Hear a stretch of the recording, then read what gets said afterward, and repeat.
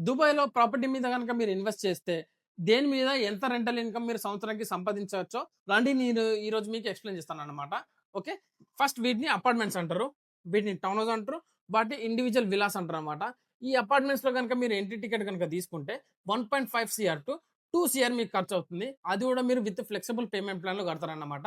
Next ఇప్పుడు rental income గనక మనం మాట్లాడుకుంటే దీని మీద సంవత్సరానికి మీరు 12-16 లక్షలు సంపాదించుకోవచ్చు. నెక్స్ట్ ఇప్పుడు టౌన్ హౌస్ గురించి మీరు మాట్లాడుకుంటే గనక దీంట్లో 3 బెడ్‌రూమ్, 4 బెడ్‌రూమ్ మీకు ఎంత ఖర్చవుతుందంటే 7 సీఆర్ టు 9 సీఆర్ అంటే 7,00,00,000 నుండి 9,00,00,000 అది కూడా 20% డౌన్ పేమెంట్ చేసినంక మిగతాది 3-4 ఇయర్స్ విత్ ఫ్లెక్సిబుల్ పేమెంట్ ప్లాన్‌లో కట్టుకోవచ్చన్నమాట.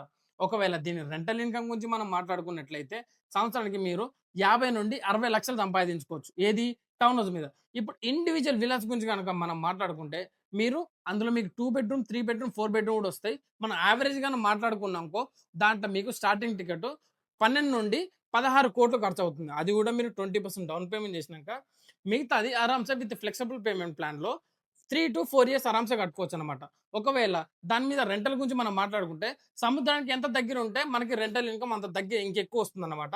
ఇంకా ఒకవేళ రెంటల్ ఇన్‌కమ్ ఎగ్జాక్ట్‌గా చెప్పాలంటే 80,00,000 నుంచి 1,50,00,000 అంటే 80,00,000 నుండి 1.5 సీఆర్ మనం సంపాదించుకోవచ్చన్నమాట. ఒకవేళ దుబాయ్ ప్రాపర్టీలో గూడా మీరు గూడా ఇన్వెస్ట్ చేసి ఇంత రెంటల్ ఇన్‌కమ్ మీరు సంపాదించుకోవాలనుకుంటే మీకు తెలుసుగా ఏం చేయాలో? Do contact me.